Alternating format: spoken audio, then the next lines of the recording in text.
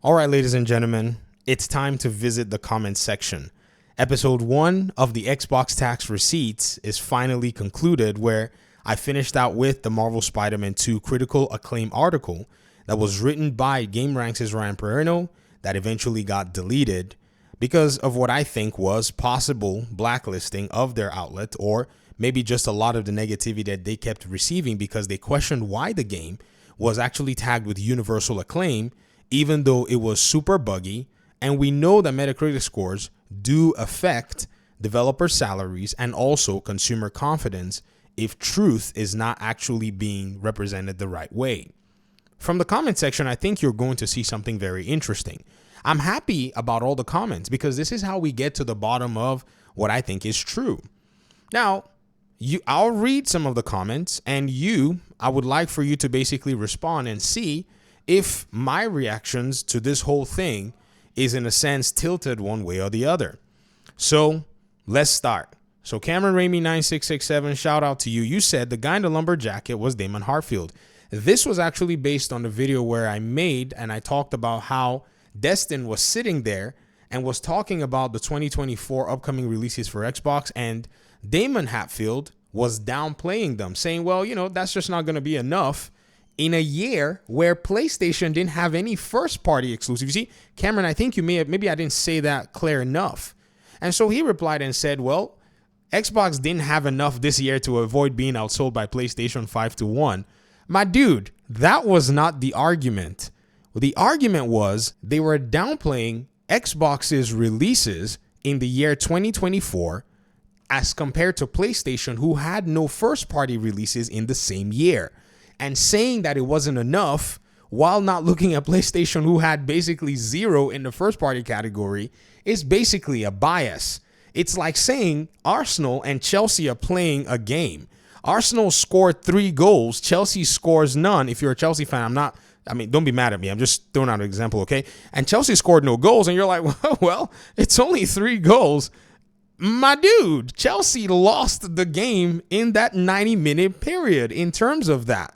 I don't care if Chelsea goes ahead and beats freaking Wolves or whoever. The idea is we're looking at the game from that match perspective. And so he said this. He said the problem with your Xbox tax theory, it's not a theory. I'm showing you the media bias, and I've showed you 4 or 5 different videos. So let's cancel theory. The problem with your Xbox tax examples, or I would say, scenarios that you're pointing, is that you acknowledge that everyone has a bias, then you cherry pick examples to support your argument. And then he said this, media analysis entails examining all media, not just cherry pick examples from someone trying to support his own biases. Well, here's exactly what I'm pointing out. In almost the same vein, when an Xbox action is being criticized, a PlayStation action is not being criticized with the same measure or is being handled with soft gloves. That's the criteria.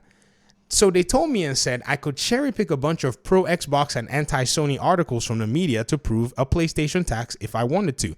Go ahead and do it.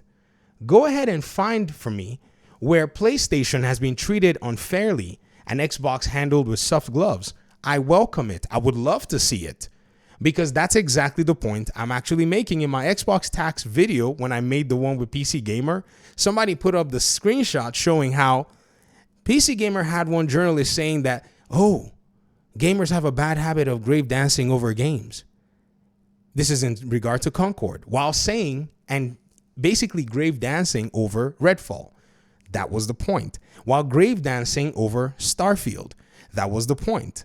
You see, you'd have to search and find me those articles. I would love for you to do it, actually. Now that you've actually said it, I really want to see it. So the comments are actually quite interesting, but this is just comment number 1. We're going to keep going. Jay Walker 92, shout out to you, bro. Thank you so much for your comment. I really do appreciate it. And he said, it isn't a lie.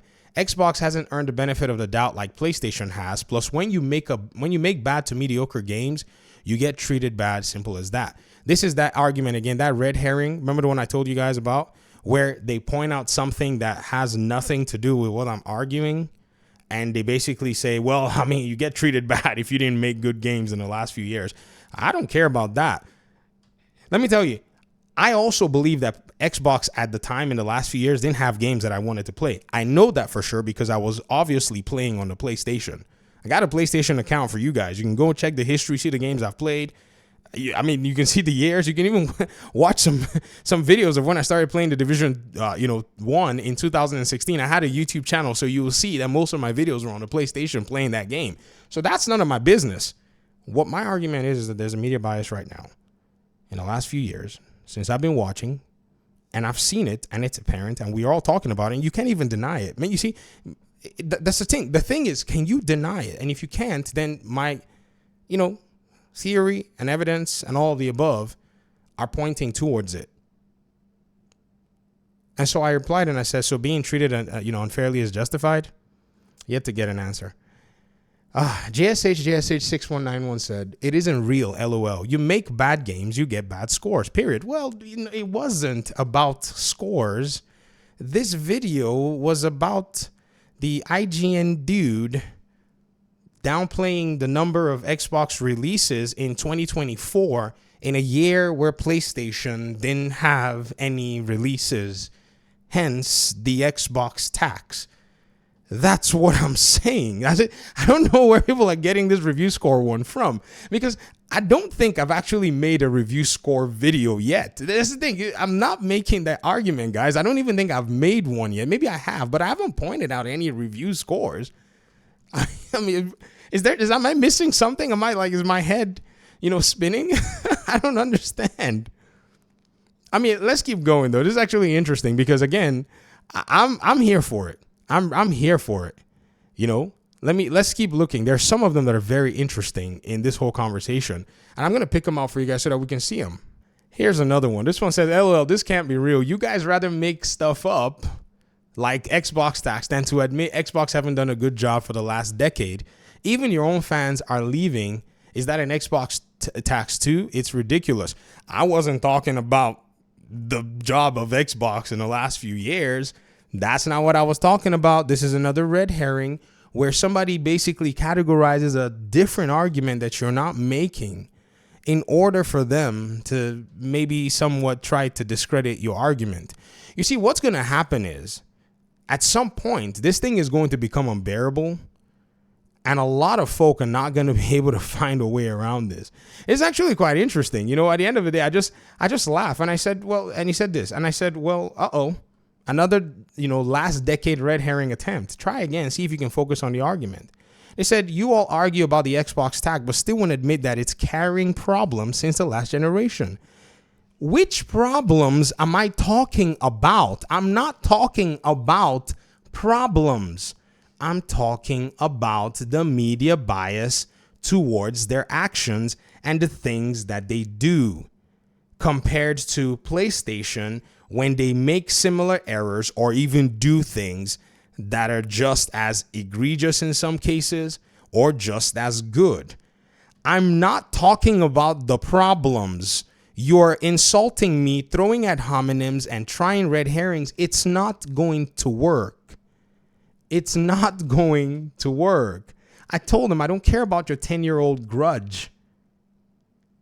I don't care about your 10-year-old grudge. It's not criticism. You're not criticizing me. Who are you criticizing? You're criticizing me over what?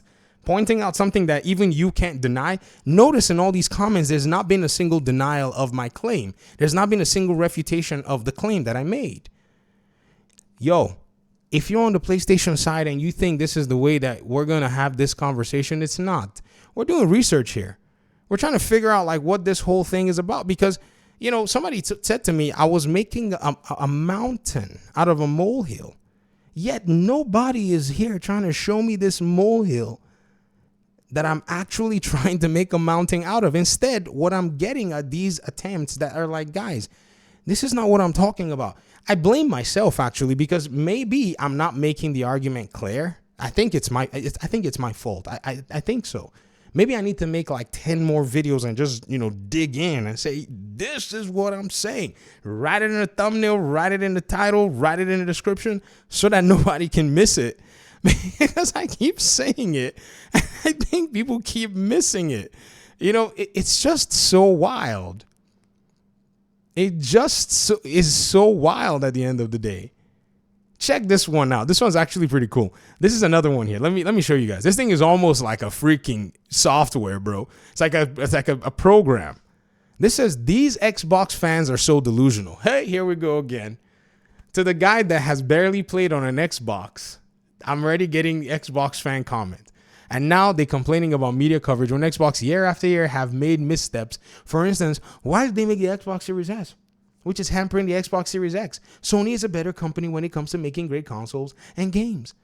Okay, I'm not arguing about the great console and who makes games. I'm just saying, oh my goodness, that there is a media bias against Xbox and a soft coddling of PlayStation in similar scenarios. I mean, am I crazy? You see, all these arguments that are being made, I can actually refute them, but what you don't want to do is you don't want to jump into the mud and pursue a red herring. This Immortal Dragon 7980 replied to that comment and said, for real, the only Xbox tax is them lying to their fans for years that games are coming next year, only to be another disappointing year. That's the only Xbox tax I see. Okay, they lied to their fans. Sure. Anyways, back to the conversation at hand. Again, I will reiterate it that there is a media bias against Xbox that PlayStation doesn't have to experience. It is what it is. Whether they're lying, whether they suck at making games, all that stuff, that is all different conversations. By the grace of God, we have time to actually make videos to address those things. No problem. We'll talk about them. I'll be happy to, and I'd love to. I want y'all to show me, the ropes. Many of, as somebody said something, someone said, a lot of the current PlayStation fans were former 360 fans, and many of them carry that grudge. They're upset. I wouldn't know. I was not really a 360 fan. Someone blessed me with a 360 back in the day. And I played Arkham Origins. I played a few games that I liked, and I was moving and I gave it away. I was going back to school to finish some schoolwork, and I was like, man, I don't need a video game in my life. Right? But then when I dropped out, I dropped out. I'm sorry. I dropped out. I had another kid, and I was like, this is too much. And then, things got crazy, and I told the missus, I said, man, I got to get a video game just to, chill out a little bit. And PlayStation was the obvious choice. It was hard. I didn't know I didn't know about Xbox. So I was trying to say, was there an advantage? But then, the loyalty in me kicked in. I was like, I'm getting a PlayStation. Screw that. I got a PS4. Best console I ever spent money on. Hands down. I'm still looking for some of these comments for you guys while Miles tries to take out that room. And all that stuff. But here's another one, and I'm going to stop. Because for some reason, I'm not seeing anybody denying or refuting the claim in a way that makes sense to me. Somebody said, I think Xbox has been judged fairly. Game Pass has been better than PS Plus. It's been better for a long time, but yeah, I don't know how that... Anyways, exclusive have picked up and they're getting the credit. Are they? Okay, maybe in this video, it doesn't show it, but I remember that video with the, Game Awards thing. However, it's undeniable that Sony is on another level in terms of quality of exclusives. We're not talking about quality of exclusives. And I'm not clapping my hands. I'm doing the backhand in the front of the arm. That thing. I'm not talking about that. There's no tax. Just Microsoft making mistakes far too often. I'm not talking about what mistake will Microsoft have made far too often that would, basically have a games journalist grave dance on their own game while saying that a Sony game, this is the PC gamer thing, while saying that a Sony game should not be grave danced on and basically chastising, basically, in a sense, tongue lashing people who they claim are grave dancing over Concord. That has nothing to do with any mistake or anything. I'm pointing out the media or these media outlets that I'm basically using these examples and their bias towards Xbox. Okay. This thing goes over and over again, folks. You're going to get bored. We're going to keep going, and it's going to be the exact same thing you're going to be seeing. Until somebody can give me a strong enough argument that there is no such thing as the media bias It's hard to do though, because, we can see the media bias. So it's already difficult, right? And then instead of telling me, oh, because Xbox is bad or whatever, I'm not arguing against that. Those things may be true, may be subjective, may be false, right? But would have to actually argue those things in a whole separate forum, in a whole separate video. But the reality is that this Xbox bias is, has a negative effect to consumers and can have a negative effect to developers. And that's where my stance is. You can't deny that. Studios are closing. Jobs are melting. And you sit here and you talk about some mistakes or mishaps that they're making. Okay. Whatever. Thanks for watching the video. I appreciate you guys so much. I guess, we're done here for now. Peace out.